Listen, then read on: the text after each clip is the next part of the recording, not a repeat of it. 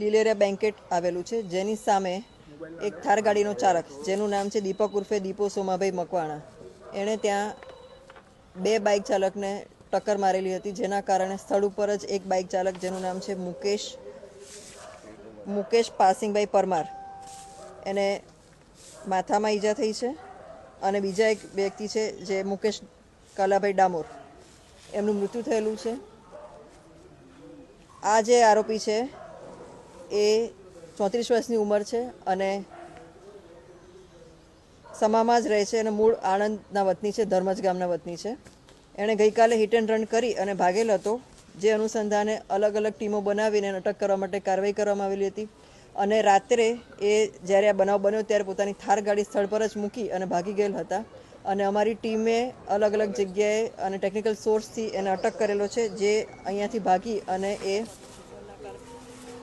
દેણા ચોકડી પાસે Chris villa hotel છે એમાં રાતે જતા રહેલ હતો આરોપી, અને ત્યાંથી એને પોલીસે અટક કરેલો છે. આરોપી 10 ધોરણ સુધી ભણેલો છે અને એનું ખાનગી બેન્કોમાં લોનના હપ્તા જ રિકવર કરવાનું છે એની કામગીરી કરે છે.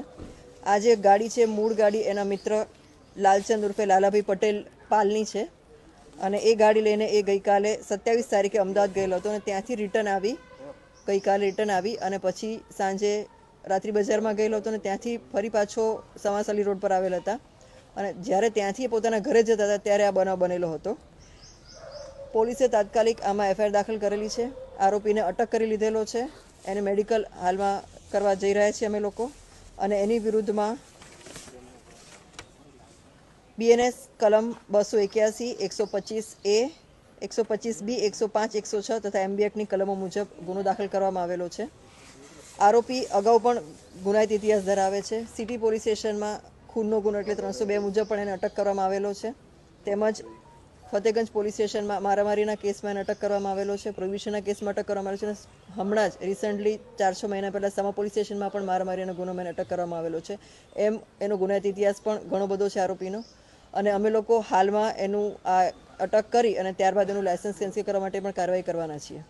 નશાની હાલતમાં તો એ શું હતું રાત્રે? એ અત્યારે મેડિકલમાં અમે લઈ જઈ રહ્યા છીએ અને મેડિકલમાં અમને ખબર પડશે, જો એ નીકળશે તો એને પણ કલમનો ઉમેરો કરવામાં આવશે. આ પ્રકારની મારામારીની વારંવાર ઘટનાઓ આ ગુનેગાર કરતો હોય છે, સંપૂર્ણપણે આવા ગુનેગારોને ડામી દેવા માટે હવે કયા પ્રકારની કાર્યવાહી કરવામાં આવશે? હવે સખત કાર્યવાહી કરવામાં આવશે અને અટકાયતી પગલાં એની વિરુદ્ધમાં જે સખતમાં સખત પગલાં લઈ શકાય એ પગલાં લેવામાં આવશે.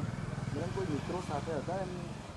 ફૂટેજમાં અમને અત્યાર સુધી કોઈ એવા મિત્રો મળ્યા નથી. નજરે જોનાર જે છે એમના કહેવું એવું હતું કે એક જ વ્યક્તિ હતો, છતાં પણ અમારી તપાસ હજી ચાલુ છે. અન્ય કોઈ અમને જણાશે તો એને પણ અમે અટક કરીશું. ગાડીમાંથી કંઈક વાંધાજનક મળી આવ્યું એવું કંઈ થયું? ગાડીમાં નથી મળ્યું, ગાડી સ્થળ પર જ હતી ને ત્યાંથી અમે ગાડી કબજે કરેલી છે. બનાવની જગ્યા પરથી જ અમે ગાડી કબજે કરેલી છે. એનું FSL થઈ ગયેલું છે અને આરટીઓનું ટેસ્ટ અત્યારે હાલ કરવામાં આવશે.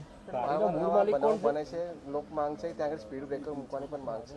હા, જે સ્પીડ બ્રેકર મૂકવા માંગણી કરવામાં આવેલી છે રહીશો દ્વારા, એને પોલીસે પ્રોસેસ કરી લીધેલી છે અને ડિસેમ્બર મહિનામાં જ પોલીસ દ્વારા એનો અભિપ્રાય આપી દેવામાં આવેલો છે અને કોર્પોરેશન ટૂંક સમયમાં ત્યાં બનાવે એને ટૂંકમાં કોર્પોરેશન એમાં કાર્યવાહી કરી રહી છે.